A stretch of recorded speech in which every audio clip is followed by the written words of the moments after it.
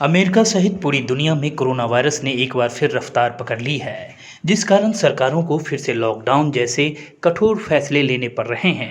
America में corona के बढ़ते संक्रमण की वजह से एक रेस्टोरेंट मालिक ने स्वेच्छा से अपने रेस्टोरेंट को बंद करने का फैसला किया। इस फैसले की वजह से वहां बियर पीने के लिए पहुंचे अंतिम ग्राहक ने उसके इस फैसले से खुश होकर $3000 की टिप दे दी। बियर के लिए $3000 की टिप दिए जाने के बाद मालिक ने स्वेच्छा से कोरोना वायरस के कारण रेस्टोरेंट को बंद कर दिया।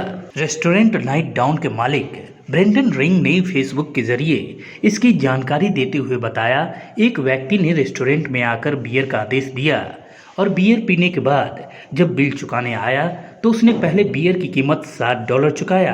रिंग ने बताया कि जब उसे पता चला कि रेस्टोरेंट अनिश्चित काल के लिए बंद होने वाला है तो आदमी ने उसके लिए प्रार्थना की। उसने कहा कि वह उन 4 कर्मचारियों के साथ टिप साझा करे जो ब्रंच सेवा में काम कर रहे थे। जैसे ही वह आदमी बाहर निकला, रिंग ने जब नीचे देखा तो उसे एहसास हुआ कि उसने बतौर टिप $3000 छोड़ दिए हैं। मालिक रिंग ने बताया कि मैं उसके पीछे भागा और उसने कहा कि जब आप फिर से रेस्टोरेंट को खोलेंगे तो हम कोई गलती नहीं करेंगे। रिंग ने कहा कि वह ग्राहक का नाम पोस्ट नहीं करेगा क्योंकि उसे लगता है कि वह आदमी ऐसा नहीं चाहेगा। रेस्टोरेंट मालिक ने कहा कि वह और उसके सेवारत कर्मचारी इस अविश्वसनीय रूप से दयालु और महान इंसान की विनम्रता के लिए आभारी हैं।